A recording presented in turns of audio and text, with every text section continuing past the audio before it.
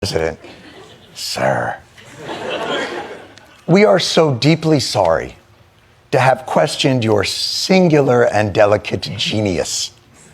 It's just that this is a kind of an adjustment for us because we've all been raised in the American system of government. So just have to give us some time to adjust to this new world of total compliance so we can understand the rules because, it's confusing. Like, for instance, we all watched the footage of January 6th, but I think we may have gotten a very different interpretation of it rather than the correct interpretation of it, which of course is yours. So help me out here. We'll play a game. On January 6th, a bunch of... They were peaceful people. These were great people. Went to the Capitol. Peacefully protesting a stolen election. I have never seen such spirit and such passion and such love.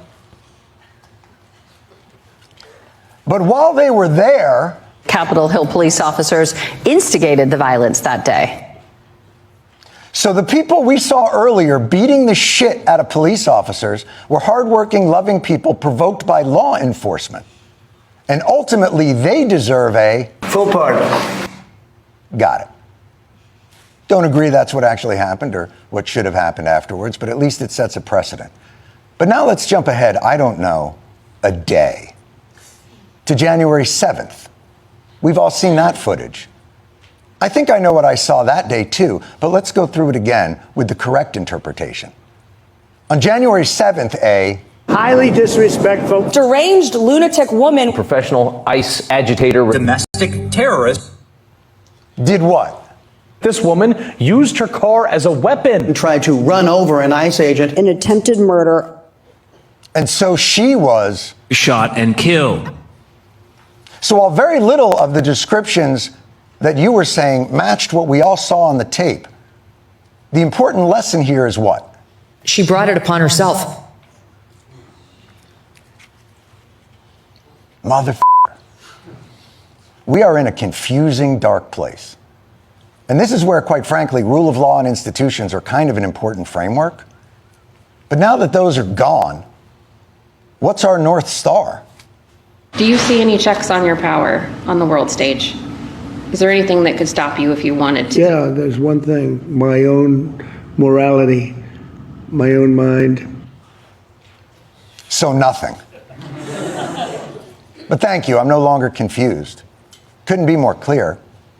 In America today, Donald Trump is the sun, and if you revolve around him and worship him, his warmth shines upon you. You could shoot someone on Fifth Avenue and not lose his support, as long as it's done on his behalf.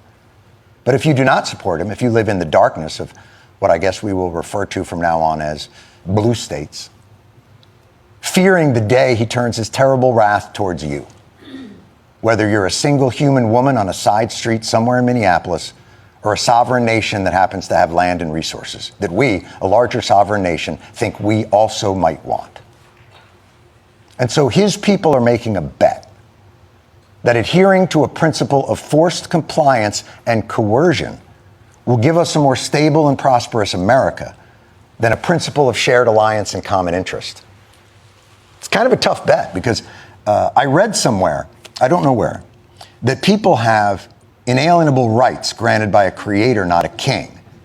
So holding that coerced world together is going to be kind of a tall task. But if anybody's up for it, it's Donald Trump, a man with unrivaled focus and discipline. Actually, you know what? Could you give me a second? I'm